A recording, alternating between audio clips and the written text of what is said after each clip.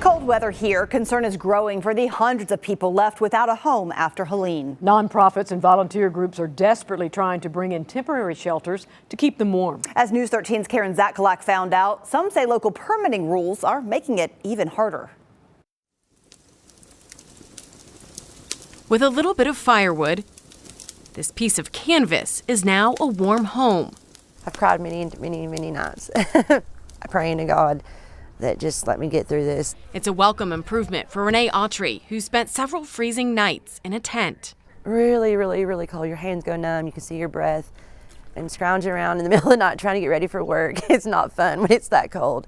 No, it's dangerous. Fortunately, she connected online with these volunteers who've brought out and built up more than 50 hot tents throughout the area for storm victims. We just get the job done and don't even worry about it. Danny Wolf says he's not waiting on permits or inspections from Buncombe County. What we've been pushing for is a moratorium on that, at least through the winter.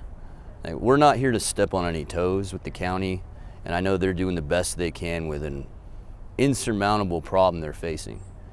But I think now's not the time for zoning and code and permits. Last month, Buncombe County passed changes to their emergency housing ordinance, but any structure intended to be lived in must meet state building code requirements and must have water, sewage, and power within 3 months. No matter what, you still have to have a permit even to place some sort of dwelling temporarily. Correct, yes. The county says they're prioritizing these permits, but knows the process takes time. Are you feeling like there is a lot of actual shelters coming into the community that we're now kind of trying to have to figure out where and how to place? We're hearing anecdotal things about different kinds of units.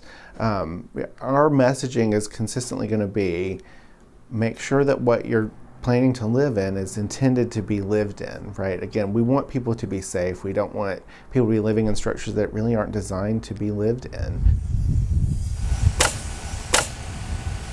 That's why Cabins for Christ is building these. They're 8 by 16 insulated building. It's basically a glorified tent, it's a shed, but no electricity, no plumbing, anything like that. Devin Taylor says he wants to follow the county requirements, so he's avoiding permitting altogether. These are sheds that we're giving them, right? I mean, so they're something that they're going to be able to keep, and when they're back in their home, if they opt to live in it, that's between them and the county, but we're giving them a shed. Taylor says so far they've given out more than 100 cabins and still have more than 1,000 requests to go. I just want to do what the Lord led us to do, and we'll abide. The book of Romans tells us to abide by the law of man, and we're going to do that. But frustration is growing from organizations just trying to help. The red tape is an issue. Now, I can tell you, our organization, and I'm 100% okay with saying this, we have been operating from the premise of forgiveness, not permission. Adam Smith with Savage Freedom understands that the county must follow state building codes, but believes there's a better way. The absolute fact is that the county is not doing enough, nor are they being proactive in their effort to change the policy or process of code enforcement. Do you feel like there's anything the county could be doing better to speed the process along for people who are just looking for something warmer than a simple tent right now? I think that most of the county leadership are afraid to make a definitive decision. I think that in general, I think they're afraid to make a decision because I think they're afraid or worried that there might be some sort of political fallout or legal repercussion at the state level for a decision to do something that's best for their residents. The county tells us everything is being done to help the community access housing, and they're not aware of anyone being evicted because of code enforcement. But those surviving off the generosity of strangers believe their local leaders could do more. There's people out there freezing to death and they don't have nothing but this tent and their clothes on their back if they have that. And it's really angering. It doesn't make any sense. Karen Zatkalak, News 13.